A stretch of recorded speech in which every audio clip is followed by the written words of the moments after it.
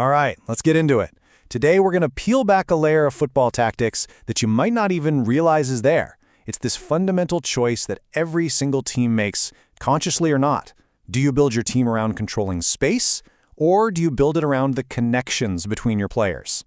You know, when you think about a team like FC Barcelona, this is probably what comes to mind, right? That gorgeous flowing style. It feels instinctive, like they're all reading each other's minds. It's the beautiful game at its best, a masterpiece of on-the-fly improvisation.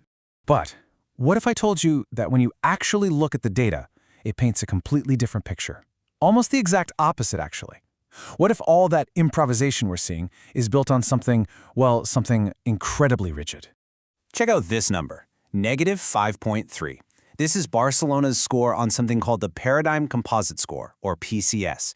Basically, it measures where a team falls on that spectrum from being organized by space to being organized by connections. And a score of -5.3, that makes them the single most positional, most structured team in all of Europe's top 5 leagues.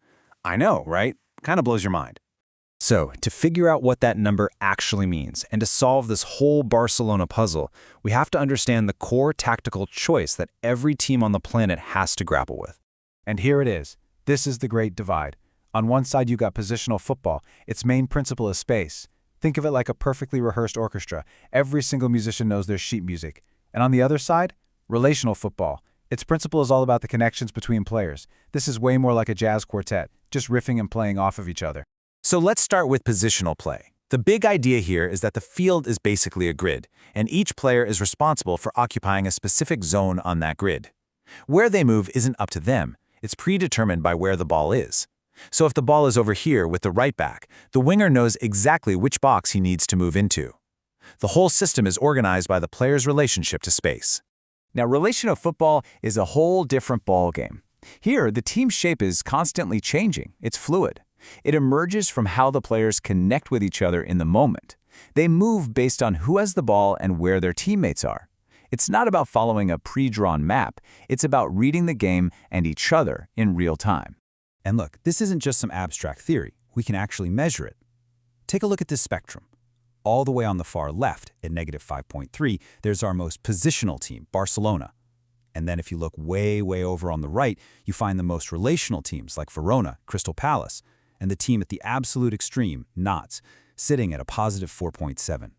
Which, of course, brings us right back to our big question. How on earth can the team famous for that fluid, beautiful, tiki-taka football be the most rigidly positional, most structured team in all of Europe? It just feels like a complete contradiction. Well, here's the secret. That freedom you see on the pitch, it's kind of an illusion. Or, to be more precise, it's a freedom that can only exist inside an incredibly strict spatial system. Those famous passing triangles? That's not about connection. That's a purely geometric, spatial concept.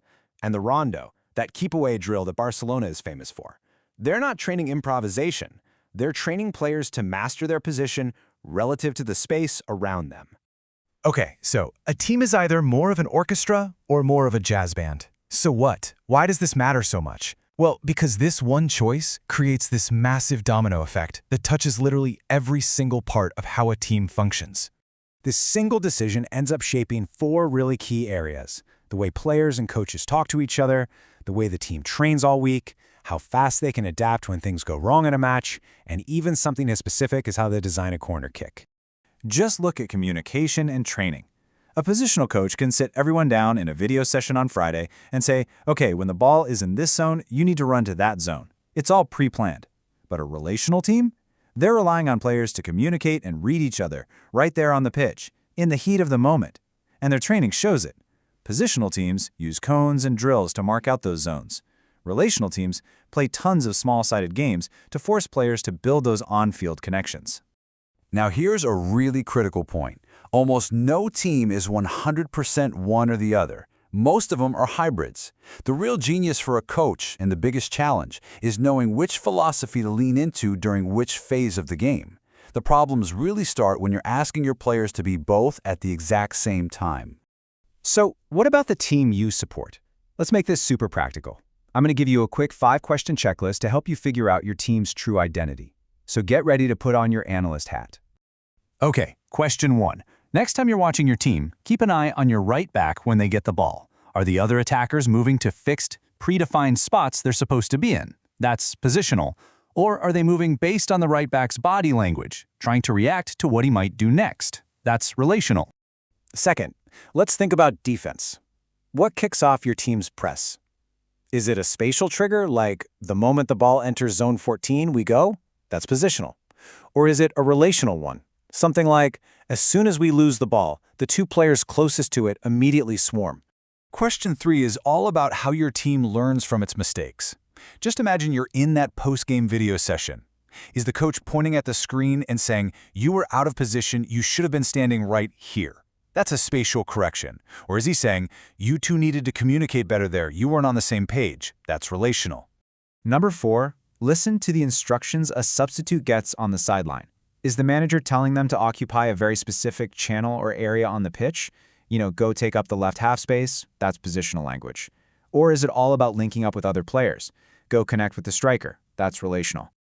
And finally, what happens when things get tough? Your team just conceded a goal. Does the coach start frantically yelling instructions, trying to reorganize the team's shape from the sideline? Positional. Or do you see the players on the field pull together, pointing and talking, figuring out the adjustment for themselves? Yep, that's relational. Okay, time to add them up. If you've got 3 or more answers pointing in one direction, that's a pretty darn good indicator of your team's deep-down tactical identity, no matter what the TV pundits are saying.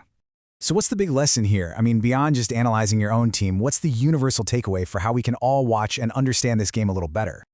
Let's recap the 4 most important things. 1. Every single team is organized primarily around either space or relationships. 2. That one decision pretty much dictates everything else. 3. Once you see this, you can finally understand the why behind what a team is doing.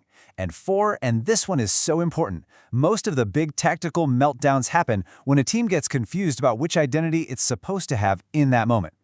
So, the next time you sit down to watch a match, don't just follow the ball. Watch the players. Are they an orchestra, playing from a sheet of music written by their coach? Or are they a jazz band, improvising and creating something brand new together? Because the real genius in football might not be in choosing one style, but in knowing exactly when to be positional and when to be relational.